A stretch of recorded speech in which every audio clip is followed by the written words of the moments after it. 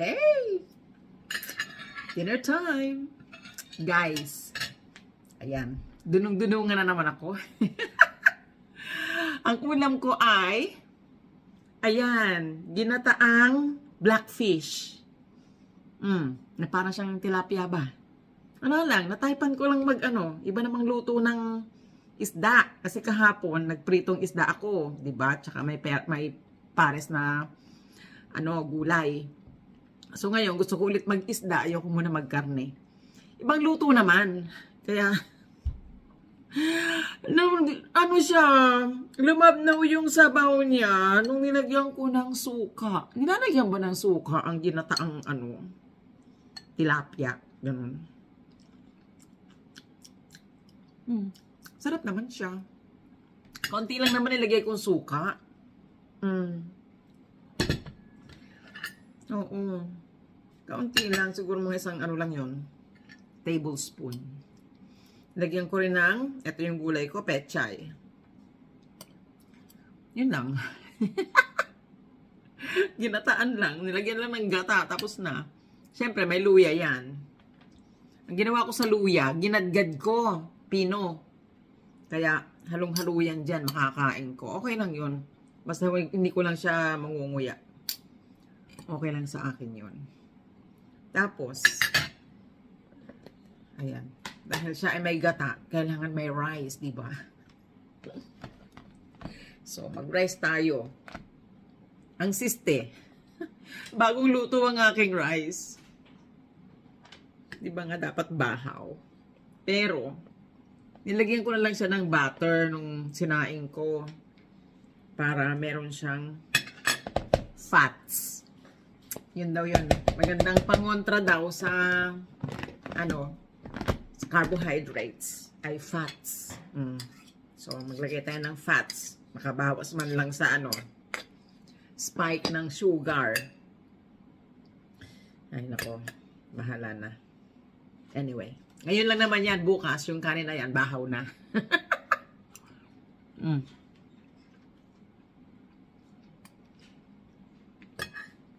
Diba? Okay naman.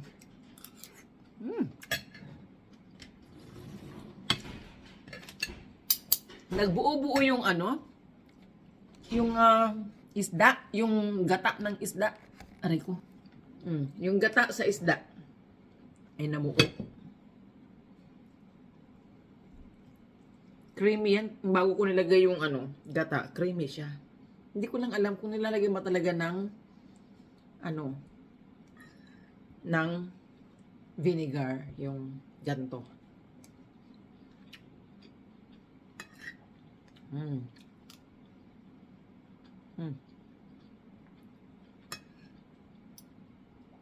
Okay lang, basta sakto yung alat.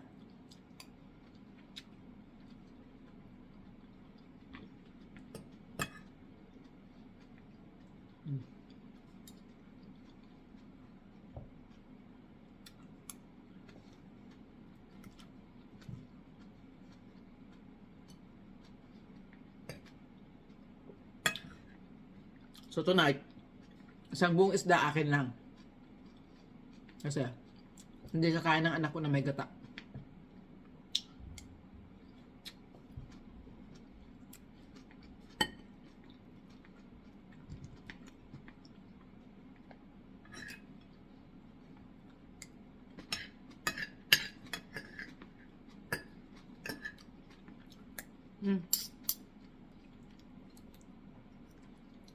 Okay pa rin naman. Nag-try ako nito dati, maggawa. This is the second time siguro ako naggawa nito. Hala, imagine ko lang siya. Pero yung unang gawa ko ay talaga naman parang paksiw. Napaka-asim.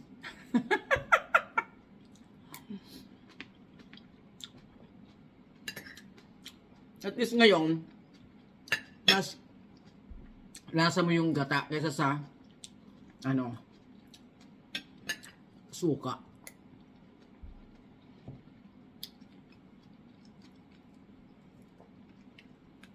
Sarap naman siya. Yun lang ang importante. Masarap siya.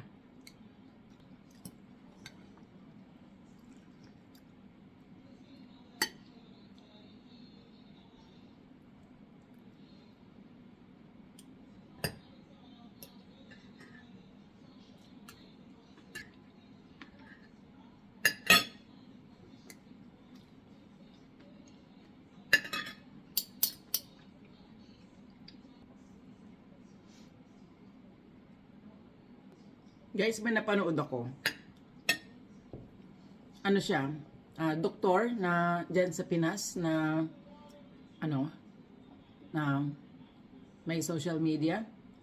May nakita ko yung isang video niya. Sabi niya, bakit daw namamatay yung mga nagpapakimo?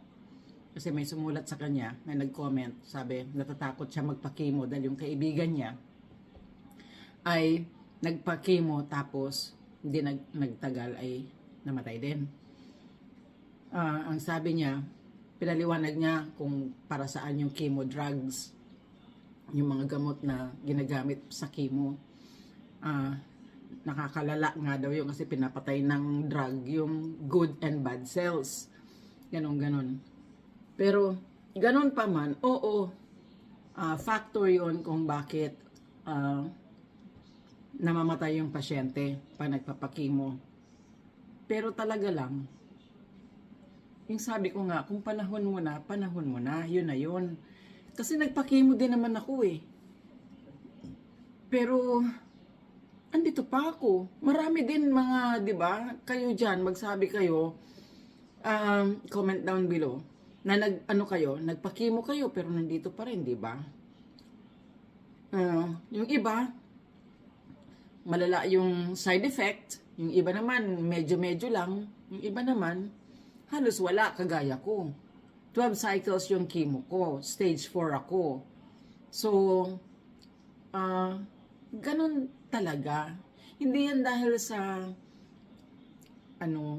dapat katakutan yung pagpapakimo. Nandiyan yan para mga gamot. Para makatulong, agay sa akin, nakatulong sa akin.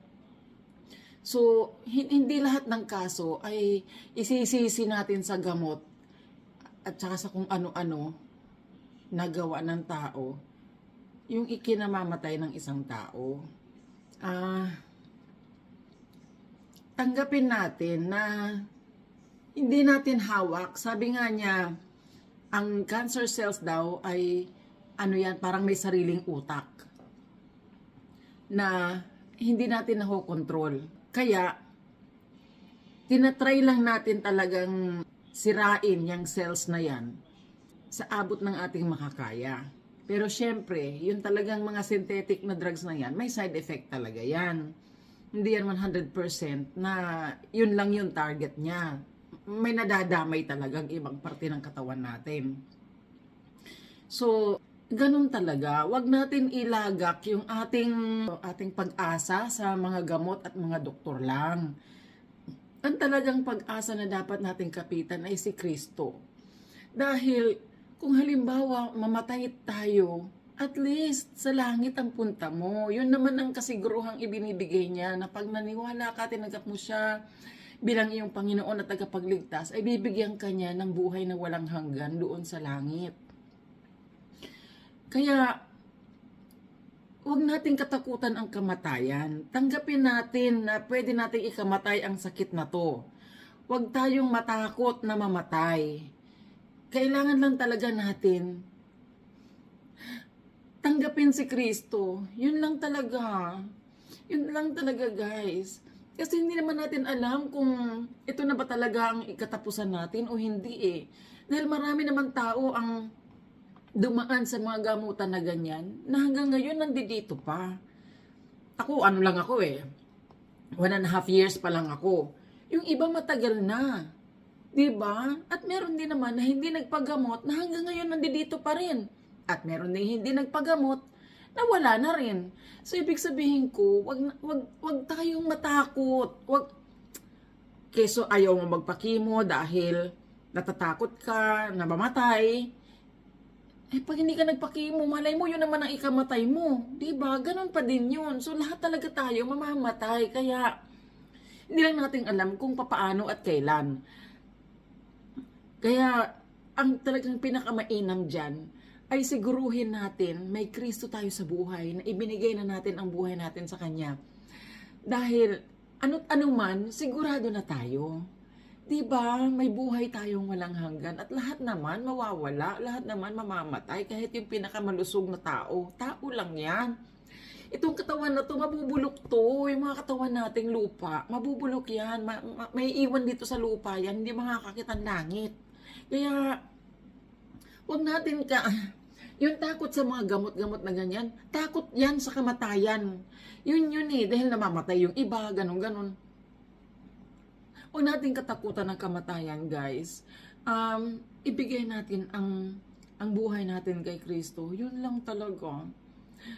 Guys, sa dinami-dami ng mga sakit ngayon, grabe na talaga ito. Hindi ko talaga lubos maisip na napakadami ng sakit sa mundo. Tapos may nakita pa ako na yung HIV daw dyan sa Pilipinas ay nasa mga kabataan na 13 years old yung nakita kong tinamaan. Ano ba naman ito? Diba? Kaya kung hindi natin mabaguhin ang ating mga buhay, isuko sa Panginoon ang ating mga buhay, tanggapin si Kristo bilang ating Panginoon, tagapagligtas. Guys, ang lahat ng ito ay mawawala. Lahat tayo ay mawawala. At ang sigurado lang, ay kung may pananampalataya tayo kay Kristo, ay mapupunta tayo sa langit kasama niya. At kung hindi, nasa atin ang desisyon, guys. Nasa atin ang desisyon. Kung magpapatalo lang tayo sa takot na yan, abutan ka ng kamatayan na may takot na ganyan, hindi ka mapupunta ng langit. Kasi, andyan na si Kristo, namatay na siya para sa atin. Di ba pa tayo naniniwala? Di ba sapat yun? Di ba? Pinatunayan niya na kung gaano niya tayo kamahal. Kung gaano kalaki ang pagmamahal niya sa atin. Namatay na siya sa krus. Pananampalataya lang natin ang gusto niya. Marami dyan talagang ayaw. Wala na tayong magagawa doon. Lahat tayo ay may desisyon. Lahat tayo ay may free will. May karapatang magdesisyon para sa sarili natin.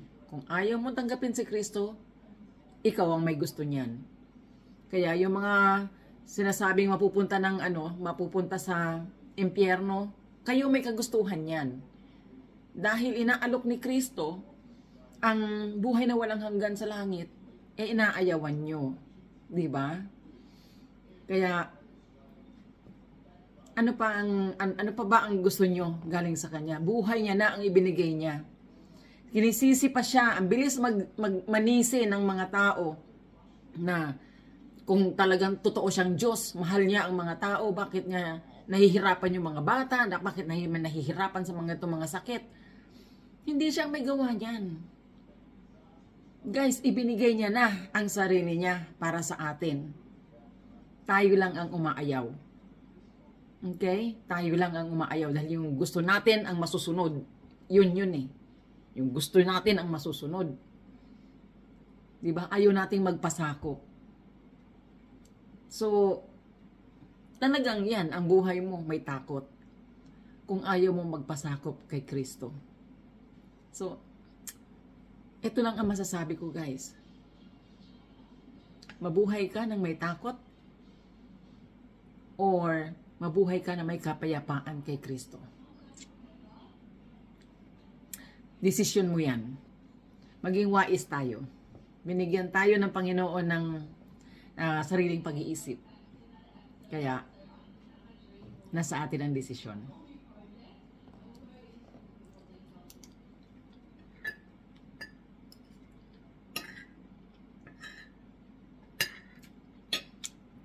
Okay guys, tapusin ko tong aking dinner at I'll see you next time. Bye, God bless!